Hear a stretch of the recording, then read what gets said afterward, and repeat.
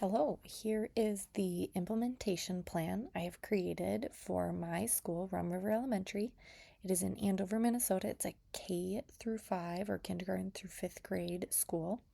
And realizing that there is a need for change within our school and within education in general.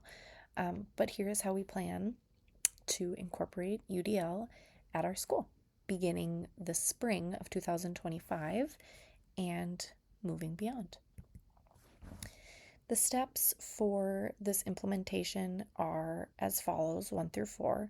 And the ultimate goal of each of these steps is to involve as many teachers as possible and to just continue improving within our school. There is no set day or date for this to be implemented by or for it to be completed by. The goal is really just to continue to keep improving and to follow these steps over and over again by setting up a vision, trying it out, reflecting, connecting, making it better, and just all continuing our learning. So, with that in mind, the first step would be to set the vision.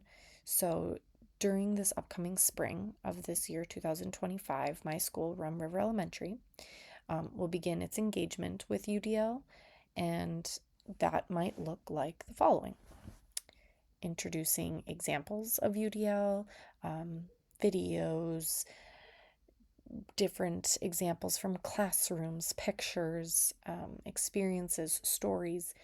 There would probably be a professional development with a training, someone, whether it's someone from CAST or Novak Education, or someone in our school who's confidently involved or aware of UDL, would probably facilitate just helping people get in that mindset. And really, at this point, implementing would begin very small.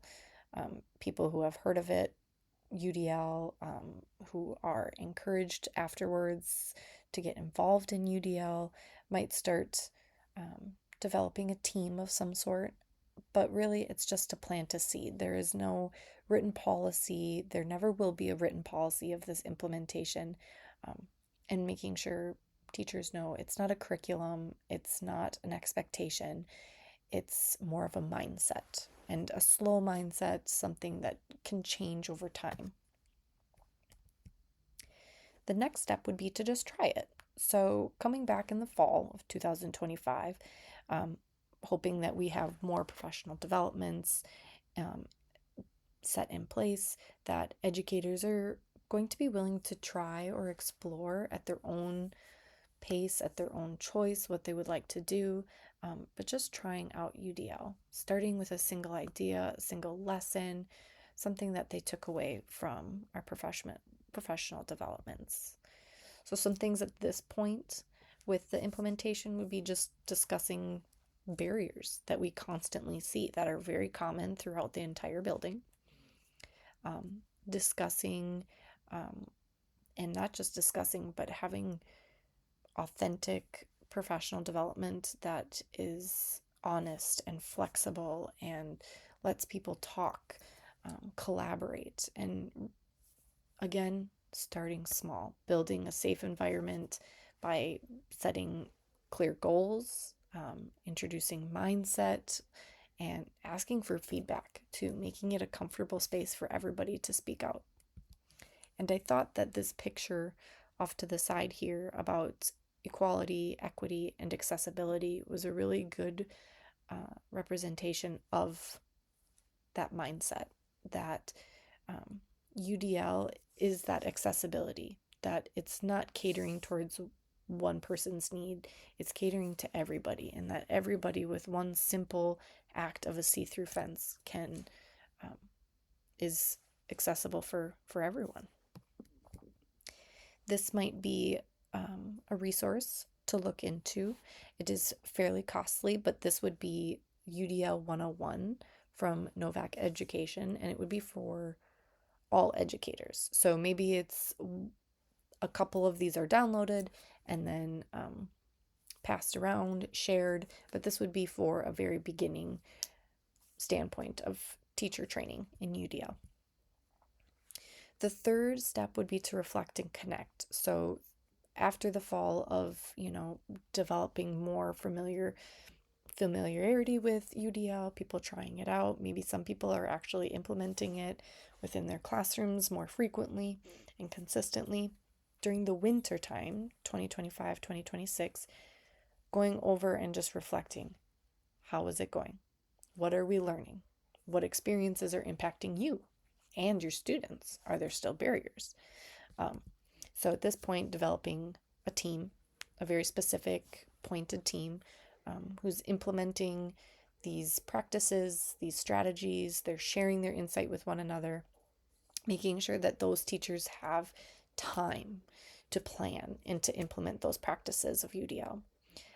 Also, a very important aspect at this point is making sure that those teachers have the resources, the trainings, the technologies that they need to feel supported. And really to encourage more teachers to be involved with UDL is celebrating everyone who's at least trying, giving it a go, and just testing the waters for themselves. This was a really great podcast on how to maybe have teachers buy in to UDL. That could be also used as a resource. This would be the UDL 201. So instead of the UDL 101, which was for maybe everybody just being introduced to UDL, this would be for that centered small leadership group that was appointed to UDL.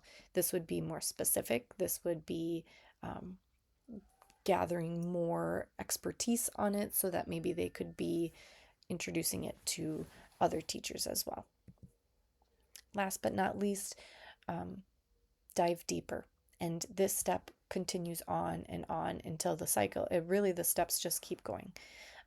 Hopefully by the fall of 2026, we're going to start growing. That this UDL implementation team is growing and shifting from more of a traditional mindset to a universal design of learning mindset. And that could look like designating weekly PLCs, to talking about strategies, UDL strategies, practices, and planning, really focusing on planning and setting aside time on how to access that curriculum for all students.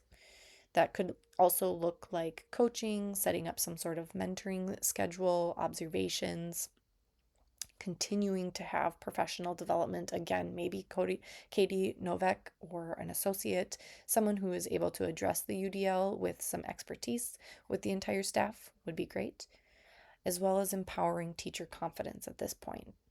So really encouraging others, lifting them up. Thank you.